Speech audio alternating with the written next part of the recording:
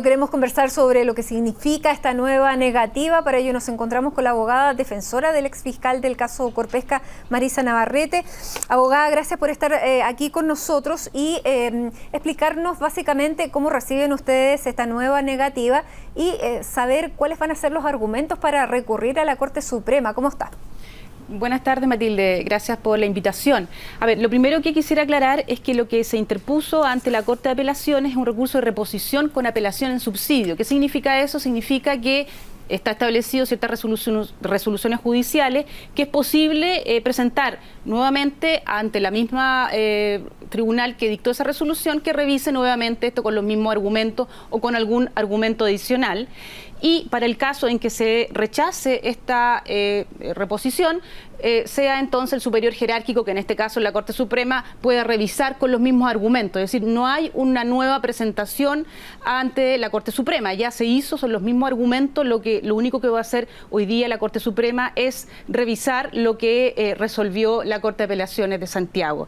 En ese punto es súper relevante señalar que la acción de protección que está establecida en la Constitución no establece este examen de admisibilidad, ya como una especie de filtro previo. Este examen de admisibilidad lo estableció el auto acordado de la Corte Suprema para efectos tal vez, ¿cierto?, de poder hacer una especie de filtro para los recursos de protección. Sabemos que hoy día hay una gran avalancha de recursos de protección. Pues bien, como es un trámite que no está contemplado en la Constitución, bueno, tiene que ser a nuestro juicio una revisión muy formal y muy específica en cuanto al plazo y por otra parte en cuanto a que los hechos den cuenta de alguna vulneración de garantía constitucional. Por eso es que nosotros estimamos que la Corte Suprema debiera revisar esto, porque es el criterio que ha tenido la propia Corte Suprema ante casos similares, donde se ha pronunciado respecto a recursos de apelación, precisamente en estos casos, y ha considerado admisibles los recursos de protección. Se lo pregunto, abogada, porque más allá de lo que ya hemos conocido, si no hay argumentos nuevos y hay dos sentencias ya de la Corte de Apelaciones, ¿por qué podría cambiar los argumentos de la Corte Suprema y sí aceptar el recurso? Bueno, precisamente por lo que yo le digo, que es por la interpretación. De eso se trata en general casi todos los trámites que hacemos los abogados, los tribunales, la interpretación de la ley. Nosotros sostenemos que efectivamente el examen de admisibilidad es solamente formal. Si emitimos un pronunciamiento de fondo, dejamos sin poder resolver el tema, ¿cierto?, como corresponde de acuerdo a la tramitación que debiera dársele, en este caso, a un recurso de protección. Ahora, uno de los argumentos es que todavía este sumario no termina, por lo tanto no se pueden detectar o denunciar arbitrariedades.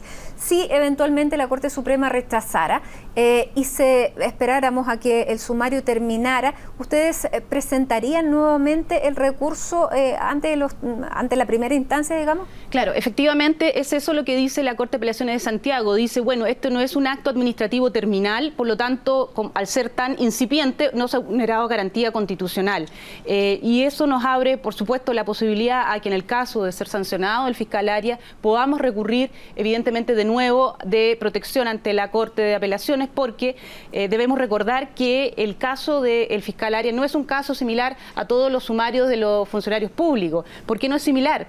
Porque en el caso de los fiscales regionales no existe la doble instancia, es decir, él no tiene la posibilidad de apelar de una eventual sanción. ¿Por qué? Porque el máxima jefatura, quien aplica la sanción, es el fiscal nacional, y sobre el fiscal nacional no hay nadie.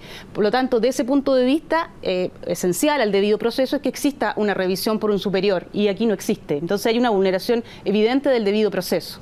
Ahora, en el caso de que el fiscal área sea sancionado en este sumario administrativo y nuevamente se presenten estos recursos y sea rechazado, ¿él ha evaluado la posibilidad de salirse, retirarse del Ministerio Público? No.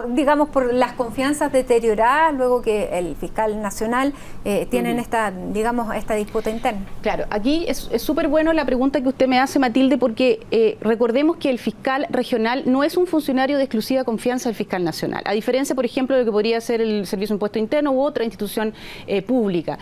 El fiscal regional está allí porque la Corte de Apelaciones respectiva formó una terna y se la propuso al fiscal nacional. Por lo tanto, él no es exclusiva confianza del fiscal nacional. Y la remoción de los fiscales regionales es exactamente igual a la remoción de un fiscal nacional, es decir, que tiene que removerlo la Corte Suprema a petición de la Cámara de Diputados, del Presidente de la República, ¿cierto? En este caso del fiscal nacional. Porque interés del renunciar no existe. No existe interés de renunciar porque aquí hay un compromiso asumido, no con el fiscal nacional solamente, sino que con la comunidad y con las personas que integraron la propia Corte de Apelaciones, que lo eligió dentro de la terna. Ahora, abogada, ¿él ha recibido de parte de sus propios pares el apoyo, a lo mejor no público, sino privado? Bueno, la verdad es que eso a mí no me corresponde señalar ese tema privado de él. Lo que hoy día hay es que hay por así llamarlo, una especie de temor fundado. Yo creo que, y por eso es que alguna vez dije que esto era una señal de amedrentamiento para los fiscales, porque a reaccionar ante una declaración que ha hecho el fiscal, que todos pueden coincidir que no tiene nada más que lo que se ha dicho en audiencias, los fiscales, es absolutamente desproporcionada la reacción que se tiene, sacarlo de una causa, ¿cierto?, en la cual se encontraba investigando de forma eficaz, hacer un comunicado de prensa, informarle a todo el país que se está siendo sumariado y además efectuar apelativos en contra del fiscal, criticando su labor funcionaria. Me parece a mí que es un exceso y que en ese sentido no se encuentra en la misma posición que se enfrentaría cualquier otro funcionario público, porque además aquí, y eso es uno de los fundamentos del recurso, al hacerlo de esta manera, la Fiscalía Nacional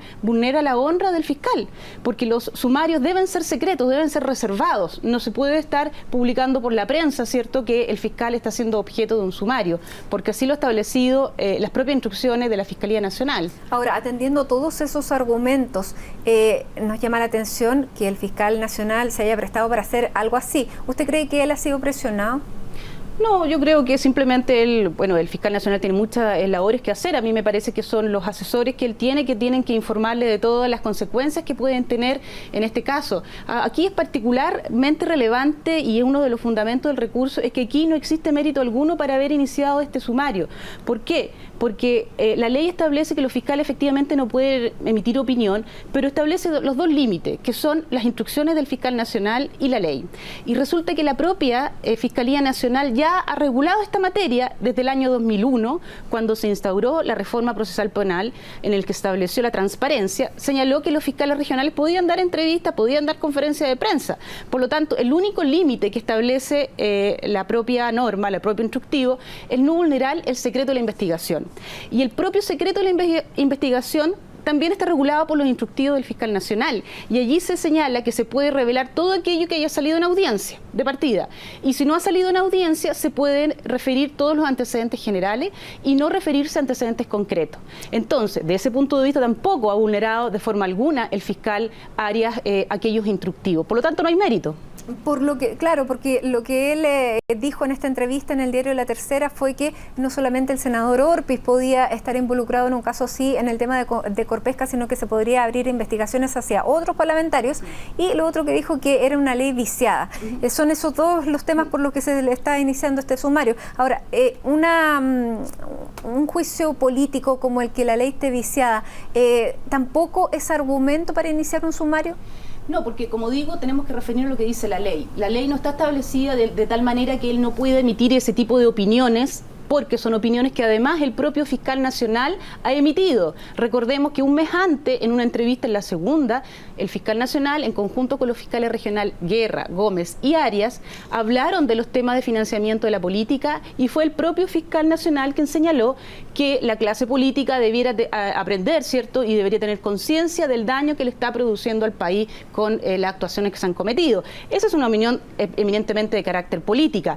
¿Está permitido eso o no está permitido eso? Bueno, vámonos a lo que establece la ley. A todos rige el principio de legalidad, y en las instrucciones, como he señalado, de la Fiscalía Nacional, lo que no se le permite al fiscal es revelar antecedentes concretos de la investigación, y allí no hay ningún antecedente concreto. Ahora, abogada, el fiscal Arias sigue trabajando en las causas que tiene. Él tiene, es jefe de Rancagua y tiene cabal. ¿Esto ha afectado la investigación o no? No, a mí me parece que no. Por el contrario, tiene más tiempo para dedicarse a cabal, supongo. Esta es una apreciación personal. Pero no lo ha afectado. Evidentemente, desde el punto de vista personal, puede afectar una situación de injusticia, porque sería se tiene esa sensación de haberse reaccionado en forma injusta en algo que él no siente que ha cometido infracción alguna, pero desde el punto de vista profesional, el fiscal Arias es muy diligente en ese caso y va a seguir trabajando y lo sigue haciendo de la forma que lo ha hecho siempre. ¿Cuáles son los plazos de esta investigación, de este sumario y de lo que viene a partir de aquello? Bueno, se supone que el sumario es bastante corto, pero nos ha informado el fiscal Montes, que está llevando el sumario, que ha pedido la ampliación por 20 días para poder tomarle declaración al fiscal Arias, y nosotros vamos a presentar algunos antecedentes que son muy cortos, que son los mismos que hemos presentado en el recurso, que son los instructivos que lo autorizan precisamente a haber dado la entrevista y bueno, ya estaría en condiciones de resolverse. Perfecto. La quiero llevar a otro tema, ¿sí? Absolutamente nada que ver con este tema, pero aprovechando su expertise como abogada, como parte también del Servicio de Impuestos Internos, porque se confirma, y lo confirma el propio Jorge Abbott, que quería limitar un poco las investigaciones en los casos del financiamiento de la política, que si Lili Zúñiga, que era ex jefa de prensa de la UDI, concreta una autodenuncia por la emisión de boletas ideológicamente falsas para la diputada Claudia Nogueira, va a tener que iniciar una investigación. Si ella no se autodenuncia, ¿la Fiscalía no puede iniciar la investigación? A ver, entiendo que lo que ella se está denunciando es un delito tributario, ¿verdad? Rige tanto para ella como para el Ministerio Público, ¿cierto?, la prohibición en general de perseguir un delito tributario si no hay una acción previa del Servicio de Impuesto Interno. Entonces aquí nos vamos a lo que ya habíamos discutido antes. ¿Cuán amplias son estas acciones que ya ha hecho el Servicio de Impuesto Interno? Entendemos que esta es la causa Soquimich, es la que está ya involucrada. Bueno, precisamente entendemos que ya el servicio ha efectuado las acciones respecto de esa empresa, por lo tanto la Fiscalía se entendería autorizada para perseguir a todas las personas que tengan relación con los financiamientos a la empresa Soquimich dentro del marco de estas investigaciones. Exactamente no sé si esa persona a la cual ella les emitió boleta está contemplada dentro de los hechos de las querellas del servicio, pero que si está contemplada, entonces la Fiscalía puede perseguir a Lili Pérez. Si no está contemplado ese evento... A Lili Zúñiga. Perdón, a Lili Zúñiga. Ahora, si ese hecho no está contemplado, no se va a poder iniciar, porque además así lo dice el propio instructivo recientemente sacado por el Ministerio Público. Claro, tampoco tenemos el detalle, me imagino que esto va a ser por el Arista Penta, que es donde la UDI había emitido más boletas, pero claro, la duda era si solamente si ella se autodenunciaba, la Fiscalía podía investigar. O sea, en general, por eso digo, en general, si es un delito de previa instancia particular, como es el delito tributario, necesita igualmente, aunque se autodenuncie, la querella del Servicio de Impuesto Interno, en general. Si no es un delito, y eso también es relevante porque no siempre los delitos tributarios van solos, a veces van acompañados de otros delitos como las falsificaciones, la estafa, esos son delitos comunes y allí entonces la Fiscalía tiene la obligación de investigar aquellos delitos comunes. Muy bien, abogada Marisa Navarrete, muchísimas gracias por estar con nosotros explicándonos esta nueva instancia de este recurso que ha presentado el fiscal Arias. Gracias. Gracias, Matilde.